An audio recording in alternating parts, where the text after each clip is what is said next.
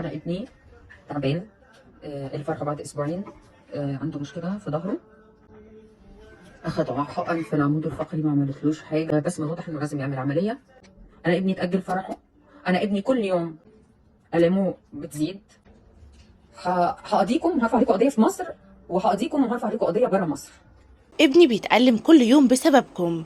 ابني فرحه اتأجل وانا مش هسيب حق ابني وهقضيكم. ظهرت الإعلامية بسمة وهبة بفيديو على حسابها الرسمي تهاجم احدى الشركات اللي تسببوا في تدهور الحالة الصحية لابنها، وكمان فرحه اتأجل بسببهم. تعالوا نشوف الفيديو مع بعض ونعرف ايه علاقة الشركة ومرض ابنها. DHL ليه حق عندكم وهاخده ان شاء الله بالقانون. انا ابني تعبان.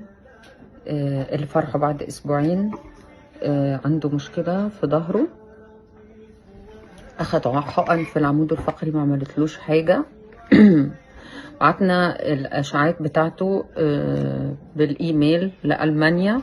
الدكتور قال انه الصورة مش واضحة، فمحتاج MRI يتبعت DHL. بس من الواضح انه لازم يعمل عملية.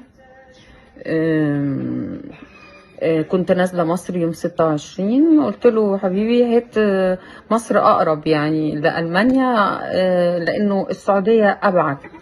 مش عارفة إيه اللي خلاني أعمل كده يعني. قدر الله ما شاء فعل. رحت أول ما نزلت من الطيارة، فين يا جماعة مكتب DHL؟ هو ده المكتب، يلا اتفضلوا. سيدي هي عايزة أبعتها في ألمانيا، هايدلبرج عند فرانكفورت. طيب اوكي، توصل في قد ايه؟ في 48 ساعة يا رب ان شاء الله باذن الله. وانا على تواصل معاهم كل شوية في ألمانيا، وصلت لا، وصلت لا، وصلت لا. فعملنا تتبع لخط السير بتاع المفروض الطرد بتاعك. لقينا الطرد وصل لندن. انا الحقيقه مش عارفه يعني هي DHL موديه الطرد اللي المفروض يروح المانيا لندن ليه. بعدين بعد لندن راح المانيا بلد تانية غير فرانكفورت وهايدلبرج بالغلط. النهارده 29، يعني قعدوا 26 و27 و28 29، مفيش حاجه وصلت. وبعدين ليه الطرد يقعد على المكتب عندكم 26 و27 28 3 ايام؟ لحد امتى هيفضل الاهمال الوظيفي موجود؟ ليه انتوا شركه كبيره. انا لو كنت بعت واحد بيركب سياحي ويودي الطرد كان زمانه وصل، والمبلغ مش بعيد قوي يعني هيبقى زياده شويه بس هيوصل.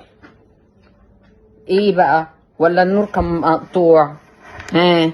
هنقول ايه؟ كل حاجة هنقول النور النور النور. يمكن تقولوا لي النور كان مقطوع فالطيارة ما عرفتش تمشي من غير النور. انا حقي هاخده. انا ابني اتأجل فرحه. انا ابني كل يوم ألامه بتزيد في ظهره، ربنا يشفيه ويعافيه يا رب. هقضيكم وهرفع عليكم قضية في مصر، وهقضيكم وهرفع عليكم قضية برا مصر. أنا مش هسكت يا DHL.